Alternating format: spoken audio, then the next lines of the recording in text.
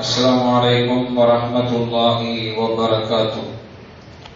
الحمد لله والصلاة والسلام على رسول الله وعلى آله وأصحابه حزب الله.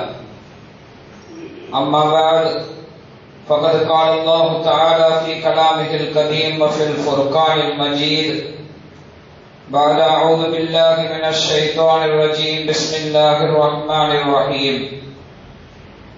وَإِذِ ابْتَلَى إِبْرَاهِيمَ رَبُّهُ بِكَلِمَاتٍ فَأَتَمَّهُنَّ وقال أيضا إن إبراهيم كان أمة قانتا لله حنيفا ولم يكن من المشركين. وقال أيضا إن إبراهيم لحليم أواه منيب. عن عبد الله بن عمرو رضي الله عنه قال قال نبينا صلى الله عليه وسلم أول كلمات قالها إبراهيم عليه السلام حتى ألقي في النار حسبنا الله ونعم الوكيل. وعن عائشة رضي الله عنها قالت قال رسول الله صلى الله عليه وسلم ما عمل ابن آدم يوم النحر أحب إلى الله من إهراق الدم وإنه ليؤتي يوم القيامة بقرونها وأشعارها وأضلافها وإن الدم ليقع من الله بمكان قبل أن يقع بالأرض فطيبوا بها نفسا. صدق الله وصدق رسول الله. அளவில்லா அல்லாஹ்வின் நிகரில்லா அன்புடையோன் எல்லாம் வல்ல அல்லாஹு தஆலாவுக்கே அனைத்து புகழும் உரித்தாக. அவனது தூதர் அகிலத்தின் அற்புடை இப்பிரபஞ்சத்தின் பேரொளி நம் உயிரிலும் மேலான கண்மணி நாயகம் ஸல்லல்லாஹு அலைஹி வஸல்லம் அன்னவர்கள் மீதும் அன்னாரின் பரிசுத்த உம்மத்தார்கள் அனைவரின் மீதும் வல்ல அல்லாஹ்வின் பற்றாக்கருணை என்றென்றும் நின்று நிலவட்டுமாக. ஆமீன். அன்பிற்கும் இறைநேசத்திற்கும் உரித்தான அல்லாஹ்வின் அடியார்களே, இஸ்லாமிய மாத வரிசையில் சங்கைக்குரிய 4 மாதங்களில் ஒன்றான துல்காதா மாதத்தின் 4ஆம் ஜும்மாவினை நாம் அடைய பெற்றிருக்கிறோம். அல்ஹம்துலில்லாஹ். இன்னும் சங்கைக்குரிய மாதமாகிய துல்ஹஜ் மாதத்தை நாம் இன்னும் சில தினங்களில் அடைய இருக்கிறோம். துல்ஹஜ் மாதம் சிறப்பு வாய்ந்த ஒரு மாதம். அல்லாஹ் ரசூலால் மிக சிறப்புப்படுத்தி சொல்லப்பட்ட ஒரு மாதம். எனவே இந்த ஜும்மா உரையில் அந்த மாதத்தின் சிறப்பு குறித்தும் அதில் செய்யப்பட வேண்டிய அமல்கள் குறித்தும் குறிப்பாக குர்பானி குறித்தும் நாம் இந்த ஜும்மாவிலே கேட்க இருக்கிறோம். துல்ஹஜ் என்றாலே நம் நினைவுக்கு வருவது இப்ராஹிம் அலைஹிஸ்ஸலாம் அவர்கள்.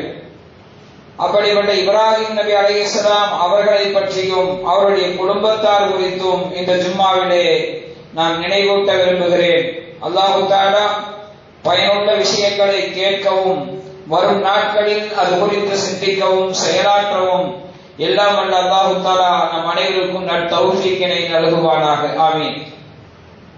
மரியாதைக்குரியவர்களே, அல்லாஹு தஆலா திருக்குர்ஆனில் வல் ஃபஜ்ர் வலயாலின் அஷ்ர், ஃபஜ்ர் நேரத்தின் மீது சத்தியமாக, இன்னும் 10 இரவுகளின் மீது சத்தியமாக என்று அல்லாஹு தஆலா திருக்குர்ஆனில் சத்தியமிட்டு கூறுகிறார்.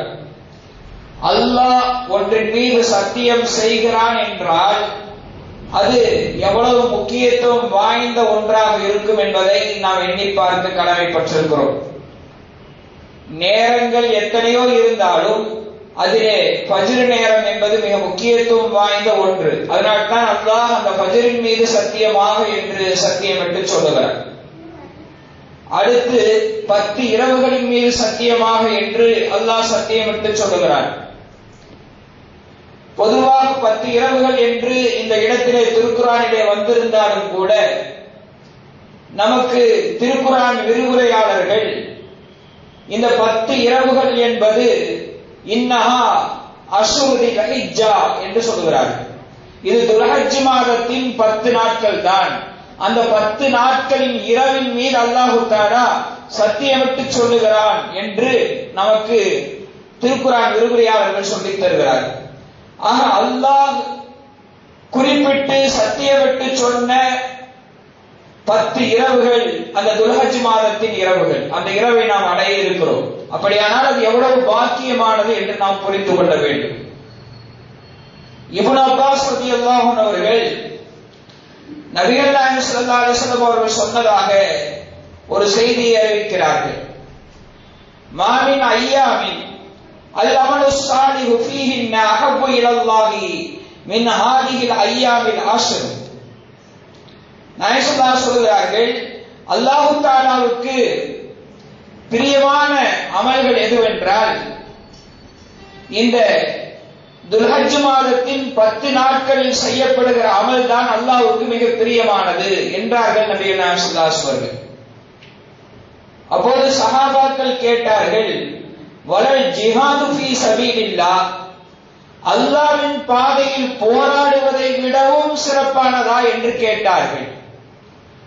நாயகம் ஸல்லல்லாஹு அலைஹி வஸல்லம் சொன்னார்கள், அல்லாஹ்வின் பாதையில் போராடுவதை விடவும் இந்த துல்ஹஜ் மாதத்தின் 10 நாட்களில் செய்யப்படுகிற அமல்கள் அல்லாஹ்வுக்கு பிரியமானது என்றார்கள். என்றாலும் ஒரு மனிதன் போருக்காக கிளம்பி அந்த போரிலே அவன் கொல்லப்பட்டான் என்றால், அவன் அந்த போரிலே திரும்பி வரவில்லை என்றால் அது வேறு விஷயம்.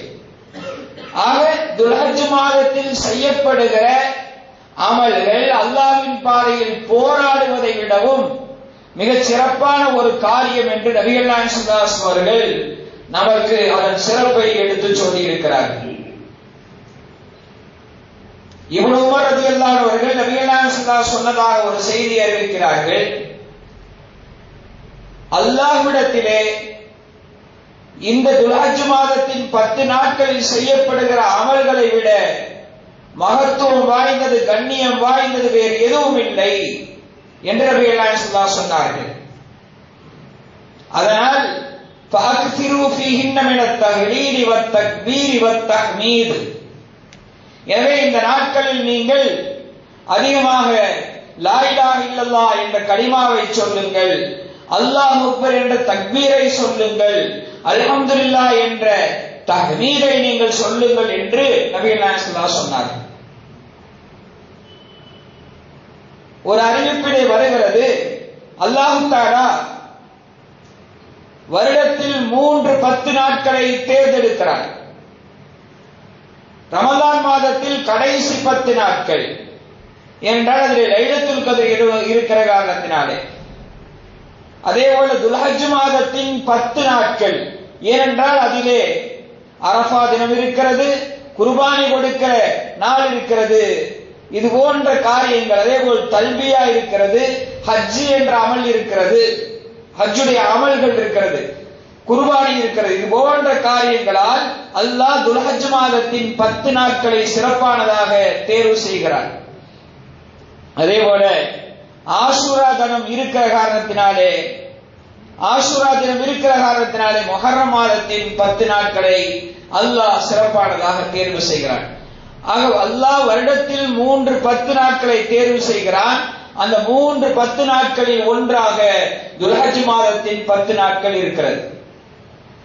நமக்கு சட்ட அறிஞர்கள் சொல்வார்கள், ஒரு மனிதன் இப்படி நேர்ச்சை செய்கிறான். எப்படி என்றால், நான் வருடத்திலேயே சிறந்த 10 நாட்களில் நோன்பு வைக்க போகிறேன் என்று ஒருவன் நேர்ச்சை செய்தான் என்றால், அவன் அந்த நேர்ச்சையை துல்ஹஜ் மாதத்தின் 10 நாட்களில் தான் நிறைவேற்ற வேண்டும். ஏனென்றால் அதுதான் வருடத்தில் சிறப்பான 10 நாட்களாக அந்த நாட்கள் இருக்கிறது.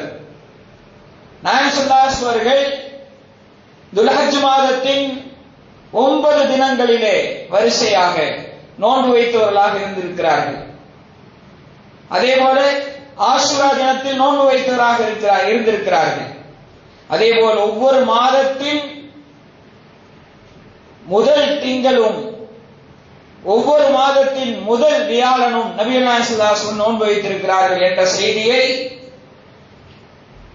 சுனன் அபூ தாவூத் என்கிற கிரந்தத்தில் பதிவு செய்யப்பட்டிருக்கிறது.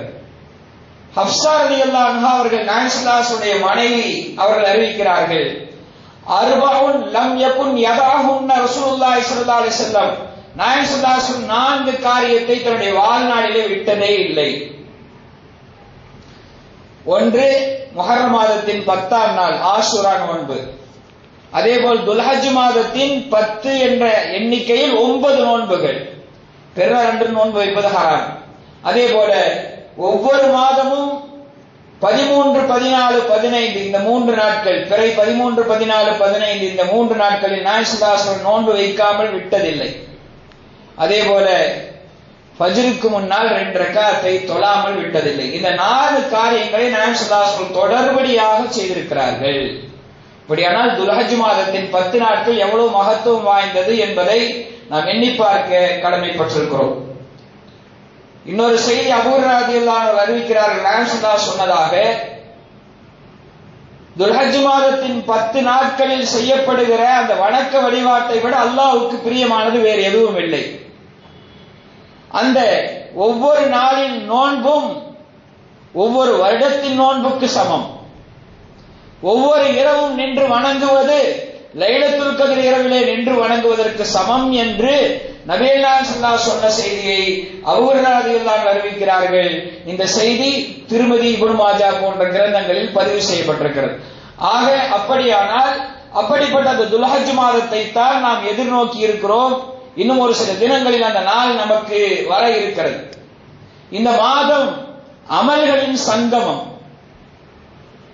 யௌமுல் அத்ஹா என்று சொல்லப்படுகிற பக்ரீத் பெருநாள் அன்று ஈதுல் அத்ஹா தொழுகை,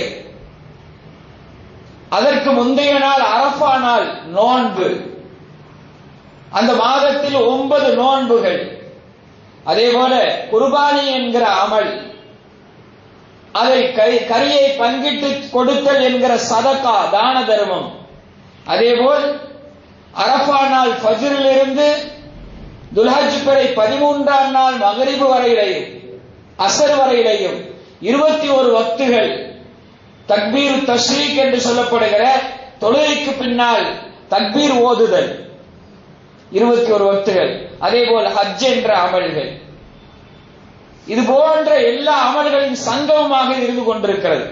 குறிப்பாக குர்பானி, ஹஜ், அதேபோல தொழுகைக்கு பின்னால் தக்பீர் ஓதுதல், தக்பீர் தஷ்ரீக் என்று சொல்லப்படுகிற இந்த 3 அமல்களும் இந்த மாதத்தில் மட்டும்தான் செய்யப்பட வேண்டும். வேற மாதத்தில் வேற நாட்களில் இந்த அமல்கள் செய்ய முடியாது. துல்ஹஜ் முடிந்து நான் முஹர்ரமிலே ஹஜ் செய்வேன் என்றால் அது ஹஜ் அல்ல. இந்த குறிப்பிட்ட 3 நாட்கள் முடிந்து பிறை 10, 11, 12 இந்த 3 நாட்கள் முடிந்து நான் அடுத்த நாள் குர்பானி கொடுப்பேன் என்றால் அது குர்பானி அல்ல, வெறும் ஆட்டை பலி கொடுத்ததாகத்தான் ஆகும். ஆக இது போன்ற அமல்களின் சங்கமமாக இந்த மாதத்தில் மட்டும் செய்யப்பட வேண்டிய அமல்கள் என்று சில அமல்கள் மாத்திரம் இருக்கிறது. எனவே அந்த 10 நாட்களை நாம் வரப்பிரசாதமாக கருதி அந்த நாட்களில் கடந்த நாட்களை விட அதிகமான அமல்களில் நாம் ஈடுபட வேண்டும். அல்லாஹு தஆலா அந்த துல்ஹஜ் மாதத்தின் 10 நாட்களில் அதிகமாக அமல் செய்வதற்குண்டான பாக்கியத்தை நமக்கு தந்தருவானார். மரியாதைக்குரியவர்களே, நமக்கு துல்ஹஜ் என்றதும் நமக்கு நினைவுக்கு வருபவர்கள் இப்ராஹிம் நபி அலைஹிஸ்ஸலாம் அவர்களும் அவர்களுடைய குடும்பமும் தான். உலகம் முழுவதும் இந்த மாதத்தில் அனைத்து மிம்பர் மிஹராபுகளிலும் நினைவு கூறப்படும் ஒரே குடும்பம் இப்ராஹிம் நபி அலைஹிஸ்ஸலாம் அவருடைய குடும்பம். அவர்கள் நினைவு கூறப்படாமல் இந்த துல்ஹஜ் மாதம் கழிந்து விடாது. எல்லோரும் நினைவு கூறுகிறார்கள். அவர்களின் நினைவாகவே, அவர்களின் குடும்பத்தின் நினைவாகவே ஹஜ்ஜுடைய அமல்கள் எல்லாம் நிறைந்திருப்பதை பார்க்க முடிகிறது. அவர் இல்லாமல் ஹஜ்ஜுடைய அமல்கள் இல்லை என்ற அளவுக்கு ஹஜ்ஜுடைய அமல்கள் எல்லாம் இப்ராஹிம் அலைஹிஸ்ஸலாம் அவர்களை நினைவுபடுத்துவது, அவருடைய குடும்பத்தாரை நினைவுபடுத்துகிற செயல்கள் தான். முஸ்லிம்களை பொறுத்தவரையில் வருடம் முழுவதும் ஒவ்வொரு ஃபர்து தொழுகைகளிலையும் ஐவேளை ஃபர்து தொழுகையிலே ஒவ்வொரு நாளும் 20 முறை இப்ராஹிம் நபி அலைஹிஸ்ஸலாம் அவர்களை நினைவு கூறுகிறோம். 10 முறை இப்ராஹிம் அலைஹிஸ்ஸலாம் அவர்களுடைய குடும்பத்தார் நினைவு கூறப்படுகிறார். ஃபர்து தொழுகையில் மாத்திரம் அல்லாஹும்ம ஸல்லி அலா முஹம்மதின் வ அலா ஆலி முஹம்மதின் கமா ஸல்லைத அலா இப்ராஹீம வ அலா ஆலி இப்ராஹீம அல்லாஹும்ம பாரிக் அலா முஹம்மதின் வ அலா ஆலி முஹம்மதின் கமா பாரக்த அலா இப்ராஹீம வ அலா ஆலி இப்ராஹீம தொழுகையில் நினைவு கூறப்படுகிறார்கள் இப்ராஹிம் அலைஹிஸ்ஸலாம். அப்படியானால் அவர்களுடைய மகத்துவம், அவர்களுடைய சாதனை எத்தகையது என்று நாம் எண்ணி பார்க்க கடமைப்படுகிறோம். குர்ஆனிலே அல்லாஹ் தஆலா 69 இடங்களில் இப்ராஹிம் அலைஹிஸ்ஸலாம் அவர்களை பற்றி நினைவு கூறுகிறான். அவர்களின் பெயர் நினைவு கூறப்படுகிறது. திருக்குர்ஆனில் 114 சூறாக்களில் ஒரு சூறாவுக்கு இப்ராஹிம் என்றே பெயர் இருக்கிறது. அல்லாஹ் இப்ராஹிம் அலைஹிஸ்ஸலாம் அவர்களை குறித்து சொல்லுகிற போது இன்ன இப்ராஹீம கான உம்மத்தன் கானிதல் லில்லாஹி ஹனீஃபா வலம் யகுன் மினல் முஷ்ரிகீன். இப்ராஹிம் என்பவர் அவர் தனிநபர் அல்ல, அவர் ஒரு சமுதாயம் என்கிறார். அவர் ஒரு சமுதாயம் என்று அல்லாஹ் சொல்கிறார். இப்ராஹிம் அலைஹிஸ்ஸலாம் அவர்களை பற்றி அல்லாஹ் சொல்லுகிற போது மாகான இப்ராஹிம் யஹூதியன் வலா நஸ்ரானியன் வலாக்கின் கான ஹனீஃபம் முஸ்லிமா. இப்ராஹிம் நபி அவர் யூதரும் அல்ல, கிறிஸ்தவரும் அல்ல, அவர் கலப்பற்ற முஸ்லிம் என்று அல்லாஹ் சொல்றார். அவர் இணை வைப்பாளர் அல்ல, அவர் இணை வைப்பாளர் அல்ல என்ற வார்த்தை அல்லாஹ் இப்ராஹிம் அலைஹிஸ்ஸலாம் அவர்களை சொல்லுகிற போதெல்லாம் பின்னால் சொல்வார். அவர் ஒரு சமுதாயம் என்று அல்லாஹ் சொல்லிவிட்டு அவர் இணை வைப்பாளர் அல்ல என்கிறார். இப்ராஹிம் அலைஹிஸ்ஸலாம் அவர்களை யூதர்களும் கிறிஸ்தவர்களும் உரிமை கொண்டாடுகிறார்கள். முஸ்லிம்களும் தலையிலே வைத்து அவரை கொண்டாடுகிறார்கள். ஆனால் அல்லாஹ் சொல்றான், அவர் யூதரும் அல்ல, கிறிஸ்தவரும் அல்ல, அவர் கலப்பற்ற முஸ்லிம் என்று அல்லாஹ் சொல்கிறார். அதற்கெல்லாம் ஒருபடி மேலாக போய் அல்லாஹ் சொல்கிறான், வத்தஹதல்லாஹு இப்ராஹீம ஹலீலா. அல்லாஹ் இப்ராஹிம் அலைஹிஸ்ஸலாம் அவர்களை நண்பராக தேர்ந்தெடுத்துக் கொண்டான் என்று சொல்கிறார். நண்பராக அல்லாஹ் ஒருவரை தேர்ந்தெடுக்கிறான் என்றால் அது எவ்வளவு ஒரு விஷயம். இப்ராஹிம் என்னை நண்பராக தேர்ந்தெடுத்தார் என்று சொல்லவில்லை, நான் அவரை நண்பராக தேர்ந்தெடுத்துக் கொண்டேன் என்று அல்லாஹ் சொல்கிறார். மூசா அலைஹிஸ்ஸலாம் அவர்களுக்கு அவர் அல்லாஹ்வோடு பேசி ஒரு கலீமுல்லாஹ் என்ற அடைமொழி இருக்கிறது. ஈசா அலைஹிஸ்ஸலாத்துக்கு ரூஹுல்லாஹ், அல்லாஹ்வின் ரூஹ் என்கிற அடைமொழி இருக்கிறது. அண்ணன் நபி ஸல்லல்லாஹு அலைஹி வஸல்லம் அவர்களுக்கு ஹபீபுல்லாஹ், அல்லாஹ்வின் நேசர் என்கிற அடைமொழி இருக்கிறது. ஆனால் இப்ராஹிம் அலைஹிஸ்ஸலாம் அவர்களுக்கு அல்லாஹ் சொல்கிற அந்த அடைமொழி புகழாரம், என் நண்பன், என் நண்பன் இப்ராஹிம் என்று அல்லாஹ் சொல்கிறார். அப்படியானால் அல்லாஹ்வின் விருப்பத்திற்கு ஏற்றவாறு தன்னை மாற்றிக் கொண்டார்கள். அல்லாஹ்வின் விருப்பம் எதுவோ அதைத்தான் அவர் செய்வார்கள், தன் விருப்பத்தை செய்ய மாட்டார்கள். அதனால் தான் அல்லாஹ் சொல்கிறான், அனித்தபி மில்லத இப்ராஹீம ஹனீஃபா. இப்ராஹிம் அலைஹிஸ்ஸலாம் அவர்களுடைய அந்த வழிமுறையை நீங்கள் பின்பற்றுங்கள் என்று நமக்கு அல்லாஹ் சொல்கிறார். அப்படி நீங்கள் இப்ராஹிம் அலைஹிஸ்ஸலாம் அவருடைய வழிமுறையை நீங்கள் பின்பற்றினால் நான் உங்களை நண்பனாக ஆக்கிக் கொள்வேன் என்று அல்லாஹ் சொல்லாமல் சொல்லுகிறார். ஏன் இப்ராஹிம் அலைஹிஸ்ஸலாம் அவர்களை அல்லாஹ் நண்பனாக தேர்ந்தெடுத்தான்? 3 குணங்கள் அவரிடத்திலே இருந்தது. இன்ன இப்ராஹீம லஹலீமுன் அவ்வாஹு முனீப். இப்ராஹிம் அலைஹிஸ்ஸலாம் அவர்கள் சகிப்புத்தன்மை உள்ளவராக இருந்தார். இப்ராஹிம் அலைஹிஸ்ஸலாம் அவர்கள் இலகிய மனம் படைத்தவராக இருந்தார். இப்ராஹிம் அலைஹிஸ்ஸலாம் அவர்கள் அல்லாஹ்வை முன்னோக்கியவராக இருந்தார். இந்த 3 பண்புகளால் அவரை நான் நண்பனாக தேர்ந்தெடுத்துக் கொண்டேன் என்று அல்லாஹ் சொல்கிறார். சகிப்புத்தன்மை என்பது வேறு, பொறுமை என்பது வேறு. பச்சை துரோகம் செய்தவனையும் எதிர்க்காமல் மன்னித்து வாழ்வது சகிப்புத்தன்மை. பழிவாங்காமல் இருப்பது சகிப்புத்தன்மை. நம்பி கழுத்தறுத்தவனையும் கூட மன்னிப்பது என்பது சகிப்புத்தன்மை. அந்த குணம் இப்ராஹிம் அலைஹிஸ்ஸலாம் இடத்திலே நிரம்ப இருந்தது. அவரை எரிப்பதற்காக நெருப்பு மூட்டியவர்களில் அவருடைய வளர்ப்பு தந்தையும் இருந்தார். நெருப்பு மூட்டியவர்களில் வளர்ப்பு தந்தையும் இருந்தார். ஆனால் அவருக்காக கூட இப்ராஹிம் அலைஹிஸ்ஸலாம் அவர்கள் சொன்னார்கள், லா அஸ்தக்ஃபிரன்ன லக, உங்களுக்காக நான் பாவ மன்னிப்பு தேடுவேன் என்றார்கள். சொந்த ஊர் மொத்தமாக குடும்ப உறவுகள் எல்லாம் வெறுக்கிறார்கள், துரத்துகிறார்கள். அப்போதும் அவர்கள் எல்லாம் மன்னித்தார்கள், சகித்தார்கள். வகால இன்னி முஹாஜிருன் இலா ரப்பி, நான் என் ரப்புக்காக இந்த இடத்தை விட்டு நான் ஹிஜ்ரத் செய்து போகிறேன், வேறு ஊருக்கு போகிறேன் என்று சொன்னார்கள். அவர்களுக்கு சோதனைக்கு மேல் சோதனை, எல்லாவற்றையும் மனப்பூர்வமாக சகித்தார்கள். குடும்பத்தை அல்லாஹ் வனாந்தரத்தில் விட சொன்னான், விட்டார்கள். மகனை அறுக்க சொன்னான், அறுக்க துணிந்தார்கள். இப்படி எல்லாவற்றிலையும் சகிப்புத்தன்மை அவரிடத்தில் இருந்தது. அதனால் அவரை நான் நண்பனாக தேர்ந்தெடுத்தேன் என்று அல்லாஹ் சொல்றார். அவர்கள் பழிவாங்கவில்லை, மன்னிக்கும் மனப்பான்மையுடையவராக இருந்தார்கள். நபி ஸல்லல்லாஹு அலைஹி வஸல்லம் இப்ராஹிம் அலைஹிஸ்ஸலாம் அவர்களுடைய சந்ததியில் வந்ததால், அவரின் வழிமுறையை பின்பற்றியதால் அதே முன்மாதிரி பெருமானார் ஸல்லல்லாஹு அலைஹி வஸல்லம் வாழ்விலையும் இருந்தது.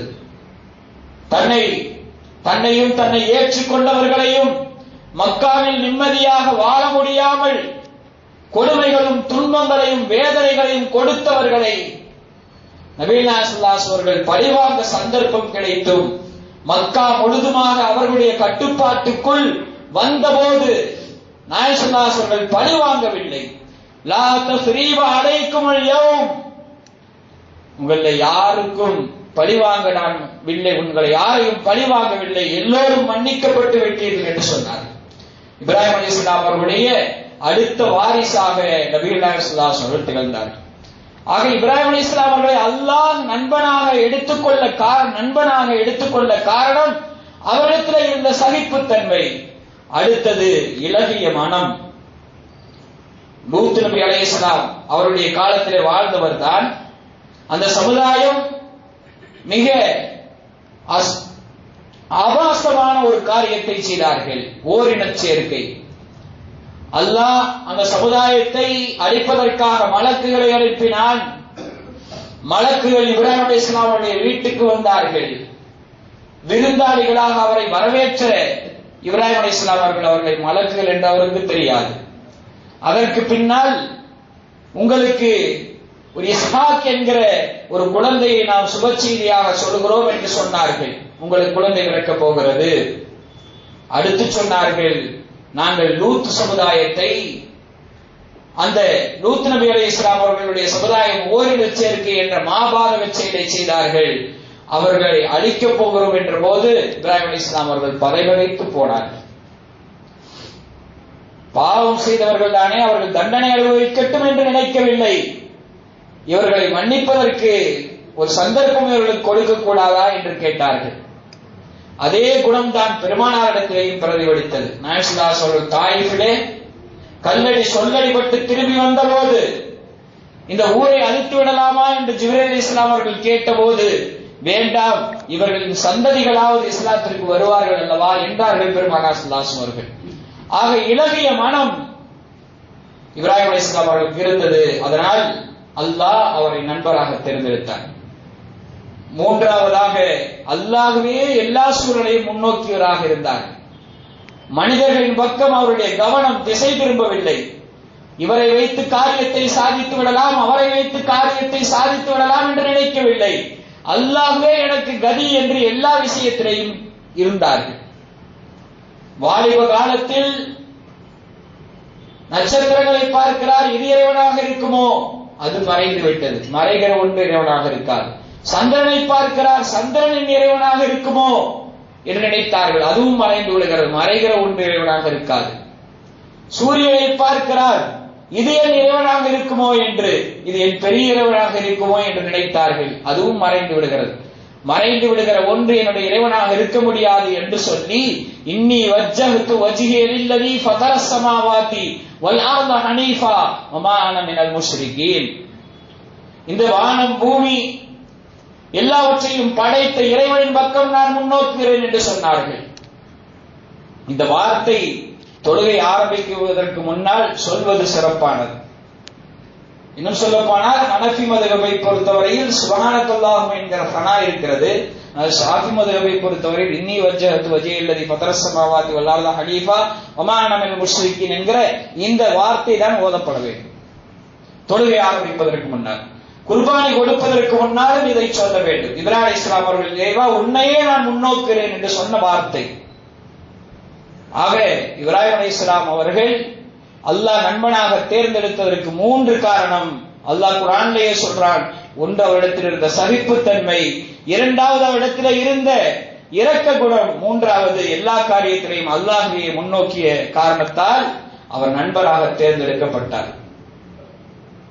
அவர் நெருப்பிலே போடப்பட்டிருக்கிறார். மலக்குகள் கேட்கிறார்கள் நாங்கள் உதவி செய்யட்டுமா என்று. ஜிப்ரீல் அலைஹிஸ்ஸலாம் கேட்டார்கள், மீகாயில் அலைஹிஸ்ஸலாம் கேட்டார்கள், உங்களின் உதவி எனக்கு தேவையில்லை, எனக்கு படைத்த என் இறைவன் எனக்கு உதவி செய்வான். அப்போது நெருப்பிலே போடப்பட்ட போது அவர் சொன்ன வார்த்தை ஐயோ அம்மா என்று கதறவில்லை, கத்தவில்லை. ஹஸ்புனல்லாஹு வ நிஅமல் வக்கீல், எனக்கு அல்லாஹ்வே போதுமானவன், அவன்தான் பாதுகாப்பாளர்களில் பொறுப்பெடுப்பவர்களில் சிறந்தவனாக இருக்கிறான் என்று சொன்னார்கள். அப்படிப்பட்ட ஒரு உத்தமமான மனிதர் இப்ராஹிம் அலைஹிஸ்ஸலாம் அவர்கள். ஒரு மனிதர் நாயகம் ஸல்லல்லாஹு அலைஹி வஸல்லம் வருகிறார்கள். வந்து யா ஹைரல் பரியா என்று கூப்பிடுகிறார். மனித இனத்திலேயே சிறந்தவரே என்று நாயகம் ஸல்லல்லாஹு அலைஹி வஸல்லம் அவர்களை கூப்பிடுகிறார், அழைக்கிறார். அப்போது நாயகம் ஸல்லல்லாஹு அலைஹி வஸல்லம் சொன்ன வார்த்தை ذاك இப்ராஹிம், அதற்கு பொருத்தமானவர் இப்ராஹிம் அலைஹிஸ்ஸலாம் என்றுதான் சொன்னார். என்னை மனிதனில் சிறந்தவர் என்று சொல்லாதீர்கள், அது நாயகத்தின் அடக்கத்தின் வெளிப்பாடு. சொன்னார்கள் அதற்கு பொருத்தமானவர் இப்ராஹிம் அலைஹிஸ்ஸலாம் அவர்கள். நாயகம் சொன்னார்கள் நாளை மறுமை நாளில் எல்லா மனிதர்களும் நிர்வாணமாகவும் செருப்பில்லாமலும் எழுப்பப்படுவார்கள். ஆடை அணிந்து முதலாக எழுப்பப்படுகிற மனிதர், ஆடை அணிந்து மறுமையிலே முதலாக வருகிற மனிதர் இப்ராஹிம் அலைஹிஸ்ஸலாம் அவர்கள் என்று சொன்னார்.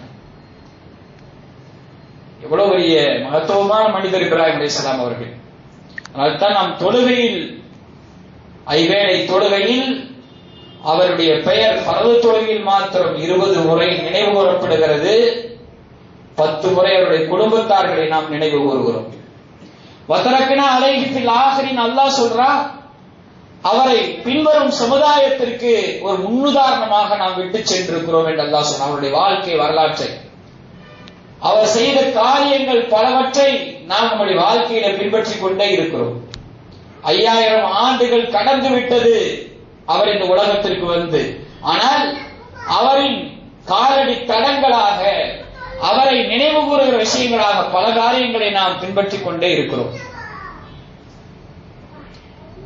ஹஜ்ஜுடைய அமல் அதற்கு ஒரு சான்று, குர்பானி அமல் அதற்கு ஒரு சான்று. எல்லாம் இப்ராஹிம் அலைஹிஸ்ஸலாம் அவருடைய காலடி தடங்கள். நாம் வந்தோம், வாழ்ந்தோம், வீட்டை கட்டினோம், சொத்து சேர்த்தோம், மௌத்தா போனோம் என்றில்லாமல் நாம் நம்முடைய மரணத்திற்கு பின்னாலும் நினைவு கூறுகிற விதத்திலே சில காரியங்களை, ஊருக்கு நல்ல காரியங்களை செய்துவிட்டு முன்னேற்பாடாக செய்துவிட்டு போக வேண்டும். இந்த பள்ளிவாசல் இதோ இவர் மௌத்தானார், இவர் கட்டி தந்தார். இந்த மதரசா இதோ மௌத்தாகி விட்டாரே, இவர் கட்டி தந்தார் என்று காலம் உள்ள வரையிலும் மக்கள் பேசுகிற மாதிரியான காரியங்களை விட்டு செல்ல வேண்டும். இதோ இந்த போர் இருக்கிறது, இந்த போர் இவர் போட்டு தந்தார், இந்த விடுதி இவர் கட்டி தந்தார் என்று நம் மரணத்திற்கு பின்னாலும் நம்முடைய நினைவை கூறுகிற காரியங்களை விட்டு செல்ல வேண்டும். அப்படிப்பட்ட காரியங்களை தான் இப்ராஹிம் அலைஹிஸ்ஸலாம் அவர்கள் விட்டு சென்றிருக்கிறார். கியாமத் நாள் வரையிலையும் நினைவு கூறப்படுவார். உலகம் உள்ள வரையிலையும் ஹஜ் இருக்கும் வரை இப்ராஹிம் அலைஹிஸ்ஸலாம் அவர்கள் நினைவு கூறப்படுவார்கள். உலகம் உள்ள வரையும் குர்பானி இருக்கும், குர்பானி இருக்கிற வரையிலையும் இப்ராஹிம் அலைஹிஸ்ஸலாம் அவர்கள் நினைவு கூறப்படுவார்கள். மரியாதைக்குரியவர்களே, அல்லாஹ் சொல்கிறான் வைதிபுத்தரா இப்ராஹிம ரப்புஹு பி கலிமாத்தின் ஃபதம்மஹுன்ன. அல்லாஹ் இப்ராஹிம் அலைஹிஸ்ஸலாம் அவர்களுக்கு சில காரியங்களை கொடுத்தான், அனைத்தையும் அவர்கள் பரிபூர்ணமாக்கினார்கள், 100க்கு 100 தேர்வு பெற்றார்கள். இப்ராஹிம் அலைஹிஸ்ஸலாம் அவர்களுக்கு அல்லாஹ் சில காரியங்களை கொடுத்தார். மீசையை கத்தரித்தல், அது நாமும் தொடர்ந்து கொண்டிருக்கிறோம். வாய் கொப்பளித்தல், நாசிக்கு நீர் செலுத்துதல், பல் துலக்குதல், தலையை மாங்கு எடுத்து சீவுதல், நகங்களை வெட்டுதல், அதே போல மறை உறுப்பின் முடியை எடுத்தல், ஹத்னா செய்தல். ஹத்னாவை பற்றி அவர்கள் தான் அதை ஆரம்பித்து வைத்தார்கள். அல்லாஹ் உத்தரவிட்டவுடன் கோடாரியை எடுத்து வெட்டினார்கள் என்று வரலாறு சொல்லுங்கள். அதை எப்படி கத்தரிப்பது என்ற அந்த அதற்கு கூட கற்றுக்கொள்வதற்கு கூட தாமதப்படுத்தாமல் அல்லாஹ்வின் உத்தரவை அப்படியே செயல்படுத்த வேண்டும் என்று நினைத்தார்கள் இப்ராஹிம் அலைஹிஸ்ஸலாம் அவர்கள். அதே போல கமுக்கட்டு முடி எடுத்தல், சிறுநீர் கழித்து சுத்தம் செய்தல், இந்த 10 காரியங்கள் இப்ராஹிம் அலைஹிஸ்ஸலாமுடைய வழிமுறையாக இருந்து கொண்டிருக்கிறது. நாம் நம்முடைய சமுதாயம் அதை பின்பற்றிக் கொண்டிருக்கிறது. அந்த இப்ராஹிம் அலைஹிஸ்ஸலாமுடைய அந்த காரியங்களில் ஒன்றுதான் குர்பானி. அந்த குர்பானி என்பது இருக்கிறது அவர்களுடைய வழித்தோன்றலாக நம்மிடத்தில் வந்து கொண்டிருக்கிறது. ஆனால் குர்பானியை பற்றி அல்லாஹ் சொல்கிற போது வலிக்குள்ளி உம்மத்தின் ஜஅல்னா மன்சக்கல் யذكر ஸ்முல்லாஹி என்று அல்லாஹ் சொல்கிறார். அலமா ரஸகஹு மின் பஹீமத்தில் அன்ஆம், கால்நடைகளை அறுத்து கொடுப்பதை எல்லா சமுதாயத்திற்கும் கடமையாக்கிறேன் அல்லாஹ் சொல்றார். ஆதம் அலைஹிஸ்ஸலாம் அவர்களுடைய மகன்கள் இருவரில் ஹாபில் ஒருவர், காபில் ஒருவர். ஹாபில் என்பவர் ஆட்டை கொடுத்தார் திருமண விஷயத்திற்காக வேண்டி. அல்லாஹ் யாருடைய குர்பானை ஏற்றுக்கொள்கிறான் என்று பார்க்கலாம் என்று. காபில் என்பவர் அவர் தன் விவசாயி, அவர் விளைபொருட்களை கொண்டு வந்து வைத்தார் ஒரு மலையிலே. அன்றைய காலத்தில் குர்பானி என்பது வானத்திலிருந்து நெருப்பு வரும், யாருடைய பொருளை கரித்து விடுகிறதோ அந்த நெருப்பு அவருடைய குர்பானி ஏற்றுக்கொள்ளப்பட்டது என்று பொருள். ஹாபிலுடைய அந்த ஆடு கரிக்கப்பட்டது, காபிலுடைய அந்த விளைபொருட்கள் கரிக்கப்படவில்லை, அவருடைய குர்பானி ஏற்றுக்கொள்ளப்படவில்லை. இந்த குர்ஆனிலே இந்த வரலாறு சொல்லப்பட்டிருக்கிறது. அப்போ ஆதம் அலைஹிஸ்ஸலாமுடைய காலத்தில் இருந்தே குர்பானி என்பது நடைமுறையிலே இருக்கிறது. நாயகம் ஸல்லல்லாஹு அலைஹி வஸல்லம் அவர்கள் தன்னுடைய வாழ்நாளில் மதீனாவிலே 10 ஆண்டு காலம் வாழ்ந்தார்கள். 10 ஆண்டுகளும் குர்பானி கொடுத்தார்கள். நாயகம் ஸல்லல்லாஹு அலைஹி வஸல்லம் அவர்கள் 2 ஆடுகளை, கொம்புள்ள கொழுத்த ஆடுகளை பெருமானார் ஸல்லல்லாஹு அலைஹி வஸல்லம் குர்பானி கொடுத்தார்கள். தன்னுடைய கடைசி ஹஜ்ஜில் நாயகம் ஸல்லல்லாஹு அலைஹி வஸல்லம் 63 ஒட்டகைகளை குர்பானி கொடுத்தார்கள் என்றெல்லாம் நமக்கு குர்பானியை குறித்து முக்கியத்துவம் குறித்து நாயகம் ஸல்லல்லாஹு அலைஹி வஸல்லம் அவர்கள் விடாமல் செய்திருக்கிற ஒரு காரியம் என்றெல்லாம் நமக்கு எடுத்து சொல்லப்பட்டிருக்கிறது. நாயகம் ஸல்லல்லாஹு அலைஹி வஸல்லம் சொன்னார்கள், தஃப்ரஹு லஹாயாக்கும் ஃபைன்னஹா மத்தாயாக்கும் அலஸ்ஸலாத்தி, நீங்கள் உங்கள் குர்பானி பிராணியை கொழுத்ததாக தேர்வு செய்து கொள்ளுங்கள், அது சிராத் முஸ்தகீம் பாலத்தில் வாகனமாக இருக்கும் என்று சொன்னார்கள்.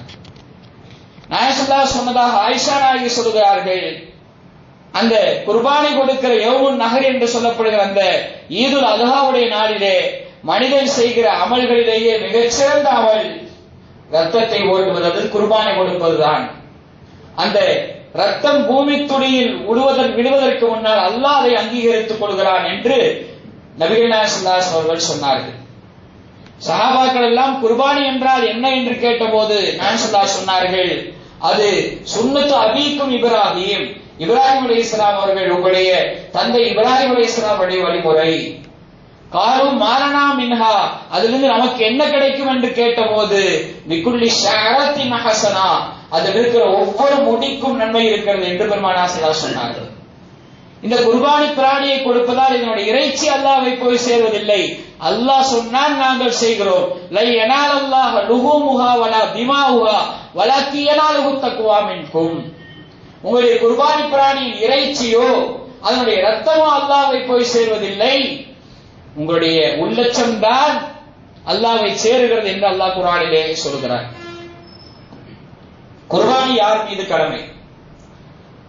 முஸ்லிமான பருவ வயதை அடைந்த இந்த ஊரிலே இருக்கிற முசாஃபிர் என்றால் 15 நாட்கள் எண்ணத்திலே இல்லாமல் ஒரு 3 நாள் 4 நாள் பிரயாணத்துக்கு சென்றவர். ஒரு ஊர்ல போய் 5 நாளைக்கு மேல தங்கணும்னு நினைச்சா அவர் மேல குர்பானி கடமை. ஒரு பிரயாணம் ஒரு 3 நாள்ல போயிட்டு திரும்பி வந்தான் போனா ஒரு முசாஃபிர், அவர் மேல கடமை இல்லை. இப்படி இருக்கிற 612 கிராம் வெள்ளி அளவுக்கு அத்தியாவசியமான தேவைகள் போக பணமாகவோ வியாபார பொருளாகவோ வாகனம் ஒன்றுக்கு மேலாக 2வது வாகனமாக அல்லது இடமாகவோ சொத்தாகவோ வைத்திருப்போம் மீது குர்பானி கடமை. அதே போல 87 கிராம் தங்கம் வைத்திருப்பவர் மீதும் குர்பானி கடமை. 11 பவுன் கிட்டத்தட்ட. நம்ம வெள்ளியைத்தான் கவனிக்கணும். நம்முடைய வியாபார பொருட்கள், நம்முடைய அத்தியாவசிய பொருட்கள் எல்லாம் நம்முடைய வியாபார பொருட்கள் இந்த 612 கிராம் வெள்ளி அளவுக்கு இருந்தால் குர்பானி கடமை. இன்றைய மதிப்பு வெள்ளியுடைய விலை நாளுக்கு நாள் மாறிக்கொண்டிருக்கிறது, தங்கத்துடைய விலை நாளுக்கு நாள் மாறிக்கொண்டிருக்கிறது. இன்றைய விலையின்படி 1,86,812 ரூபாய், 12,000 ரூபாய். நேற்று அதை விட அதிகமான மதிப்பு இருந்துச்சு, 10 ரூபாய் அதிகமா இருந்துச்சு. வெள்ளியுடைய விலை 10 ரூபாய் இன்றைக்கு கிராமுக்கு குறைஞ்சு, அந்த ஒரு கிராமுக்கு வெள்ளி 10 ரூபாய் குறைஞ்சிருக்கு. இப்போ 1,86,812 ரூபாய், 612 கிராம் வெள்ளியுடைய அளவுக்கு அத்தியாவசியமான தேவையுள்ள பொருட்கள் போக மீதி அப்படின்னா எல்லா பொருளும் உள்ள அடங்கிருக்கும். டிவி அத்தியாவசியமான பொருள் அல்ல. நம்மள்ட்ட செல்போன் 2 இருந்துச்சுன்னா அது ஒன்று அத்தியாவசிய தேவை, இன்னொன்று அத்தியாவசிய தேவை இல்லை. 2 போன், 2 வண்டி, 2 வாகனம், வீட்டுல பெண்கள் அடிக்கடிக்கு வச்சிருக்கிற பட்டுப்புடவை, அவங்க உடுத்தருக்கு 1 2 இருந்தா போதும். அது அடிக்கடிக்கு வச்சிருக்கிற பட்டுப்புடவை, இதையும் கணக்குல வைக்கிறோம். இதனுடைய ஒட்டுமொத்த மதிப்பு 1,86,000 ரூபாய் இருந்துச்சுன்னா அவர் குர்பானி கொடுக்கணும், குர்பானி கடமை. யார் குர்பானி கொடுக்க சக்தி இருந்தும் குர்பானி கொடுக்கவில்லையோ அவர் தொழுமிடத்திற்கு வர வேண்டாம் என்றார்கள் நபிகள் நாயகம் ஸல்லல்லாஹு அலைஹி வஸல்லம். தொழுமிடத்திற்கு வர வேண்டாம் என்றார்கள். எவ்வளவு கடுமையான வார்த்தை என்று பார்க்கணும். அதே போல ஆடாக இருந்தால் ஒருத்தர் தான் ஒரு ஆட்டுக்கு, ஒரு குடும்பத்துக்கு ஒரு குர்பானி இல்லை, ஒருவர் தான் ஒரு ஆட்டுக்கு குர்பானி கொடுக்கணும், ஒரு பேர்ல தான். இறந்தவர்கள் பேர்ல குர்பானி கொடுக்கலாமா என்றால், நம்முடைய அத்தா மௌத்தாயிட்டாங்க, அவங்க வேலை குர்பானி கொடுக்கணும், நம்ம மீது குர்பானி கடமை இருந்தா நம்ம அந்த குர்பானியை நிறைவேற்றணும். எக்ஸ்ட்ரா இன்னொரு குர்பானி அவங்க பேர்ல கொடுக்கணும்.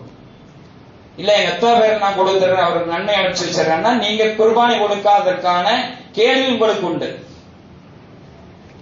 ரசூல்லா பேர்ல குர்பானி கொடுக்கலாம் என்று சொன்னால் குர்பானி கொடுக்கலாம். ஆனால் நமக்கு இருக்கிற குர்பானி, நம் மீது இருக்கிற கடமையை நிறைவேற்றணும். நமக்காக ஒரு குர்பானி, ரசூலுல்லாவுக்காக ஒரு குர்பானி, அப்படித்தான் செய்யணும். ஒரு குடும்பத்துக்கு ஒரு குர்பானி என்பதெல்லாம் பத்தாது, அது நிறைவேறாது. ஒருவருக்கு தான் ஒரு குர்பானி கொடுக்க வேண்டும். மாடாக இருந்தால் 7 பேர் கூட்டு கொண்டு குர்பானி கொடுக்கலாம், அதுல தப்பில்லை. 7 பேர் சேர்ந்துக்கலாம், கூட்டு சேர்ந்து. ஒருத்தரே ஒரு மாட்டையும் கொடுக்கலாம். ஆனா 7 பேர் கூட்டு சேர்ந்து குர்பானி கொடுப்பதில் மிக கவனம் தேவை. ஒருவருடைய நியத்து கரி என்றிருந்தால் 7 பேருடைய குர்பானி கூடாது. ஒருவருடைய நியத்து கரி என்றிருந்தால் 7 பேருடைய குர்பானியும் கூடாது. ஒருத்தருடைய பணம் ஹராமான பணமா இருந்தா 7 பேருடைய குர்பானியும் கூடாது. அதனால வேற வேற ஊர்களில் குர்பானி கொடுக்கறாங்க எங்கேயோ என்று நாம எண்ணத்துல அந்த காசை கொடுத்து செஞ்சோம்னா அந்த குர்பானி நிறைவேறாமல் போயிடும். மாடு 2 வயசு கண்டிப்பா பூர்த்தியா இருக்கணும். அதை விட குறைவானது கொடுத்தாங்கன்னா குர்பானி கூடாது. நம்ம குர்பானி கூடாம போயிடும், அந்த பாவத்துக்கு அவங்களும் ஆளாவாங்க. இதனால நம்ம கவனமா இருக்கணும். 7 பேர் நம்மளே ஊருக்குள்ள சேர்ந்துக்க வேண்டியதான். 7 பேர் சேர்ந்து ஒரு மாட்டை குர்பானி கொடுத்துட வேண்டியது. இங்கேயோ கொடுக்கறதுக்கு நம்ம காசு கொடுத்து கூட்டு குர்பானியை பால்படுத்துவதை விட நாம் 7 பேர் சேர்ந்து நாம தேர்வு செய்து மாட்டை எடுத்து குர்பானி கொடுத்துட்டா ஈஸியாக நிறைவேறிடும். இன்ஷா அல்லாஹ் இன்னும் நிறைய சட்டங்கள் இருக்கு. இன்ஷா அல்லாஹ் அடுத்த வாரம் நம்ம பார்ப்போம். அல்லாஹ் தஆலா குறையில்லாமல் குர்பானியை கொடுத்து அந்த குர்பானியினுடைய நன்மையை பெற்றுக் கொள்வதற்கு நாம் முயற்சிக்க வேண்டும். அல்லாஹ் தஆலா அந்த நற்பாக்கியத்தை நம் அனைவருக்கும் தந்தருவானாக. ஆமீன். வாஹிரு தஅவானா அல்ஹம்துலில்லாஹி ரப்பில் ஆலமீன். வஸ்ஸலாமு அலைக்கும் வரஹ்மத்துல்லாஹி வபரகாத்துஹு. சுன்னத்துல்